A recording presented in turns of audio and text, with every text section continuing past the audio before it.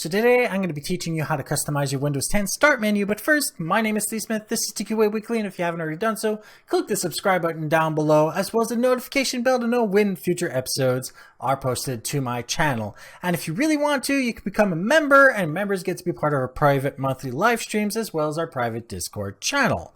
Now, because we're going to be customizing the Windows 10 Start menu, we might as well head to the desktop. So from the desktop, all you have to do is click the Start menu, the gear icon, go to personalization, drop down to Start, and you'll have a few options that we'll get into. Show more tiles on Start means that you get more icons from right to left. The app list in the Start menu is this part right here. When you click it off, it shows the tiles instead. You click this other icon, have access to the actual app list. You can show recently added applications, occasional suggestions, which are basically ads, the Start full screen, which just basically does like Windows 8 used to do, and you click this icon up here to get the app list itself, and you have recently opened items in a jump menu if you wanted to. That's not the actual limitation. You can drag the top part to make it taller, the right part to make it wider.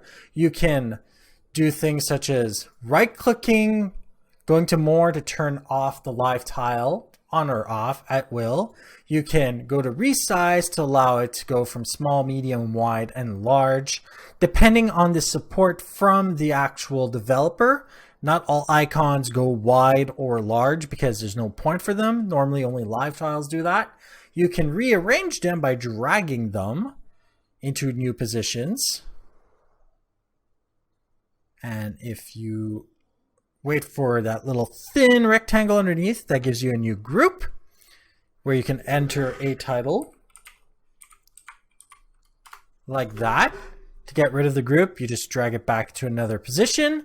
If you were wondering, you can remove it by unpinning it from the Start menu, but to add it back, you go to the icon inside the app list and go Pin to Start. It will show up at the bottom. All you have to do is drag it back to the top. And that is it.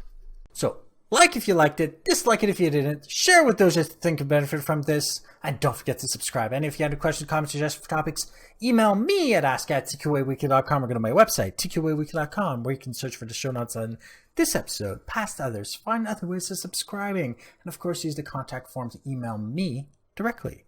Thank you for watching, and goodbye.